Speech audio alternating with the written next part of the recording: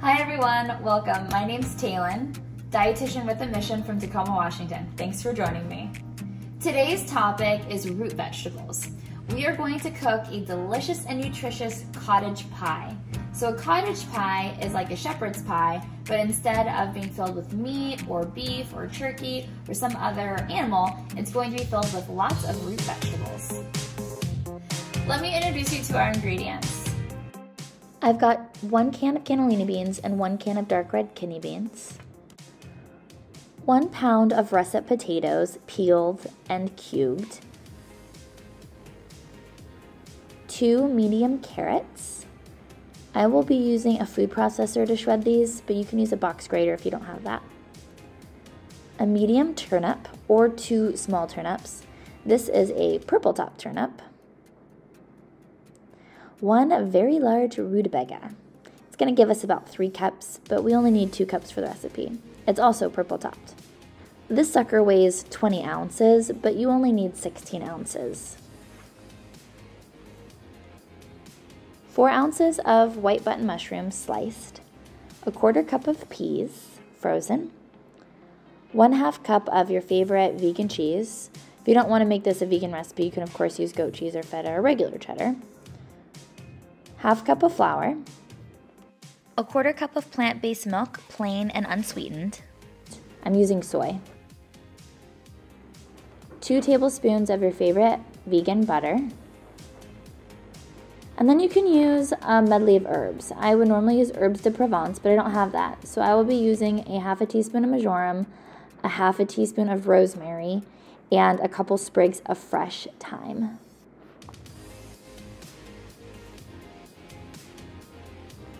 A pinch of nutmeg. If you've got fresh nutmeg, that would be great. I don't. You would use a grater for that. So you can just go ahead and use pre-ground nutmeg. And then a large onion. I have 2 small onions, and this is going to give us about 1.5 cups-ish of onions chopped. Next is coconut aminos. You could use a soy sauce if you'd like. This is soy-free. Worcestershire sauce, but be aware that not all Worcestershire sauce is vegan. Many of them have anchovies, so you might want to use a vegan brand like Annie's. And then some good old EVOO. Any oil will do, honestly. Finally, we've got salt and pepper to taste, and a 2-cup measurement of vegetable broth. Let's finish prepping the rest of our vegetables. For your potato, it's going to be boiled and turned into a mash. So we're just trying to get the pieces small enough to where it will cook down quickly. I'm gonna cube them. I think slicing them into rounds and then cutting them in half so I have 4 chunks is one of the quickest ways to chop potatoes.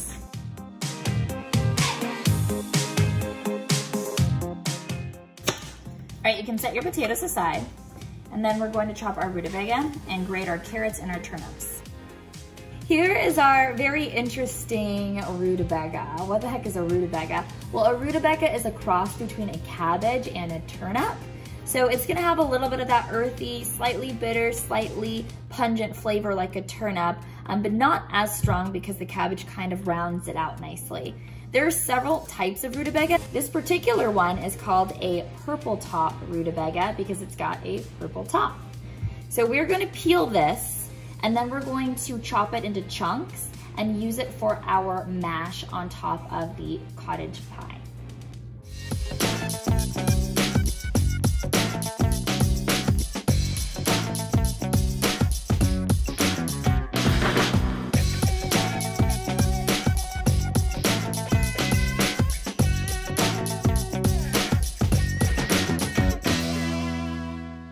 My potatoes and my rutabaga are chopped up. I've got 2 cups of each. Now we're gonna add it to our pot of boiling water with salt. Give it a nice good pinch of salt.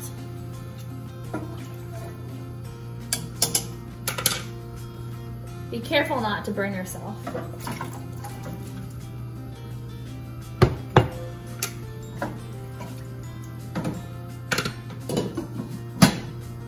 And and we are going to let these guys boil for 15 minutes. This is our purple top turnip, and as you can see, it looks just like the purple top rutabaga, but much smaller. I'm gonna peel it off, and then we're gonna add it to our food processor to get nice shredded bits.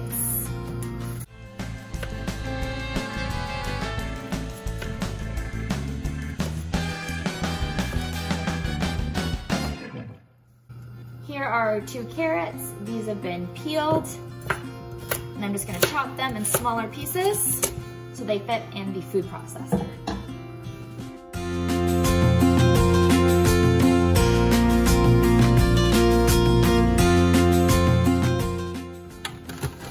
Yeah, lock it into place. All right, plug your ears.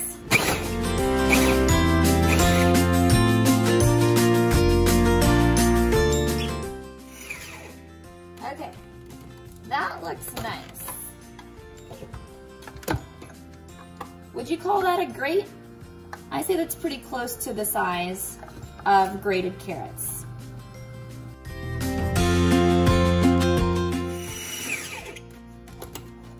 All right, looks good to go. Grab another large pot. This is the largest I have. And go ahead and set that on medium heat.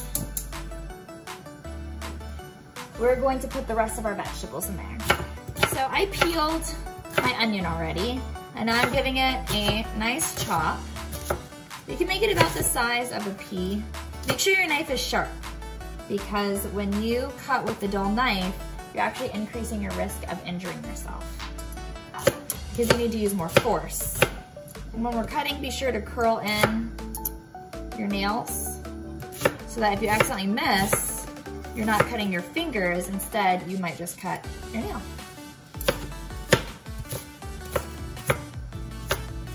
Okay, we're gonna take a drizzle of our olive oil, put that in our pan, and add your chopped onions. Now, to test to see if your oil is nice and hot, you can take a small piece of onion and then just add it to your pot with your oil. You should hear a sizzle. I heard a sizzle, it's ready to go.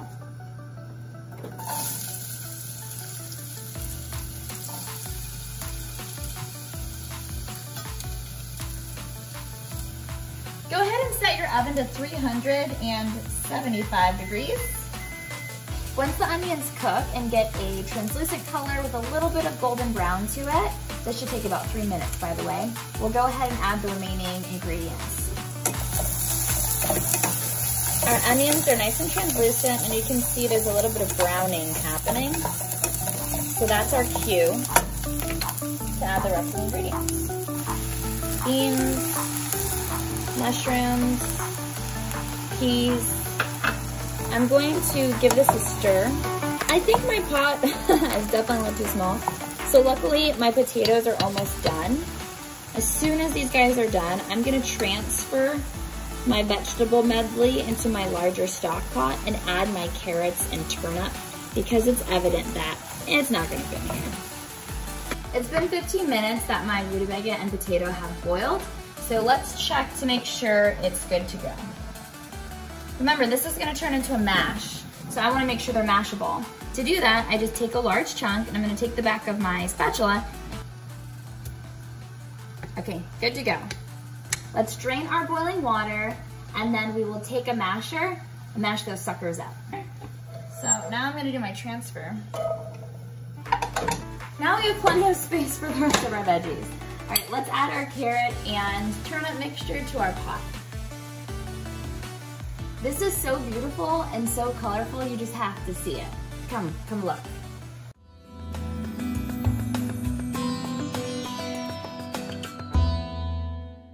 While the mashers are cooling, let's add the remaining flavoring agents into our stock pot with our other vegetables. Tablespoon of Worcestershire sauce. Remember, this gives our meatless dish that savory umami flavor. We need a tablespoon of coconut aminos as well. And then, like I said, I've got my own unique kind of herb blend. I'm just going to de-stem my fresh thyme. You don't want to put the giant sprig in because it won't break down. You would need to pluck that out of the mixture. And this is gonna go into a baking dish. So I don't feel like I Really want to pluck out the large stem from a pot of hot veggies. I've got a half a teaspoon of marjoram and rosemary gonna go in here. And then a whole lot of fresh cracked black pepper, about 1/4 of a teaspoon. And then just a pinch of salt. And finally, to prevent this all from sticking and burning, we're going to add our 2 cups vegetable stock. Remember, vegetables don't have salt on their own, so it's okay to add some salty flavoring agents to bring out the natural aromas of the vegetables.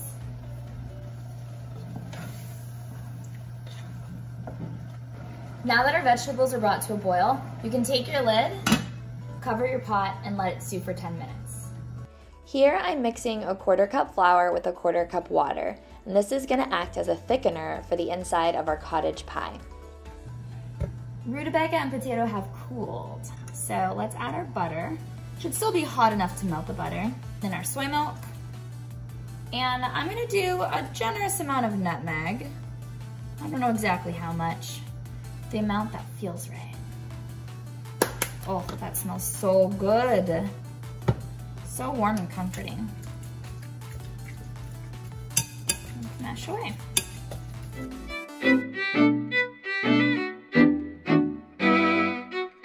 That looks good, would you say? I would say. Okay, mashed. Let's taste it to see if it needs salt or pepper. The answer is yes. Yes, it does.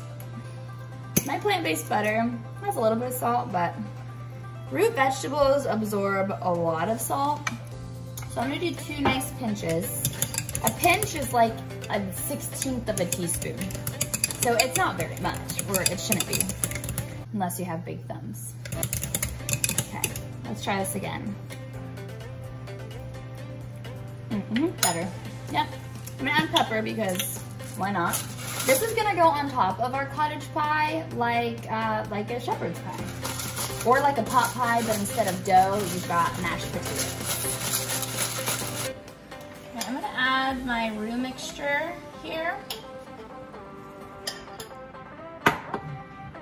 I turned my pot down on low because it's getting too hot.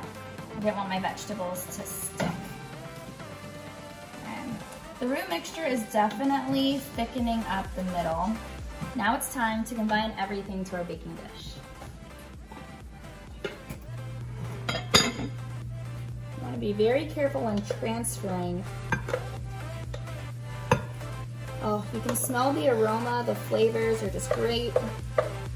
I did let my mixture get a little dry. A lot of my broth evaporated. You don't have to let yours get this thick. It can be soupy if you like your cottage pie soup. This is a really great hearty winter dish, especially when you have a lot of winter vegetables and you don't know how to use them. So spread out the mixture evenly. Top with your mash.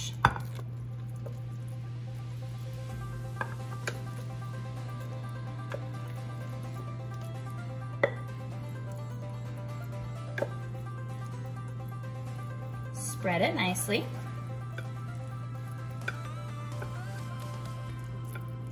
I'm using a 2-quart baking dish. And a 2-quart is actually a little bit more than 2 quarts so that you can fit 2 quarts of food in it. So this is actually like a 2.9 quart, I think. If you want, you can now top it with some vegan cheddar cheese. But if you're just keeping this whole food based, then you can skip this part.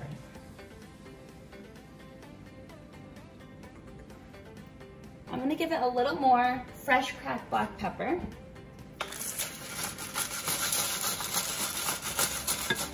And a touch more nutmeg for presentation. Let's pop it in our oven and bake it for about 30 minutes.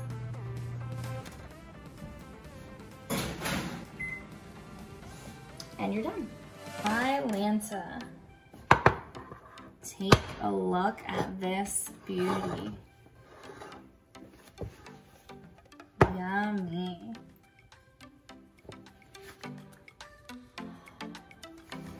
Okay, we're gonna need this to cool for a little bit, then we'll cut into it and we'll give it a taste test.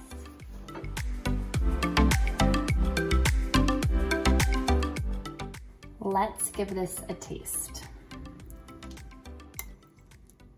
Look at that steam. Gotta make sure it cools down a bit.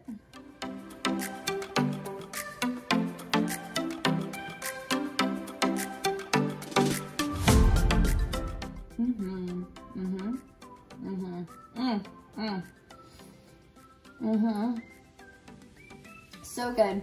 There's so much flavor and texture and depth and character in the center of the cottage pie. It's definitely the star of the show. Having a little bit of saltiness on top of a layer of creaminess means that this is delightful in every single layer of the bite. You will enjoy this cottage pie so much. I know I did. Thanks for tuning in. Until next time.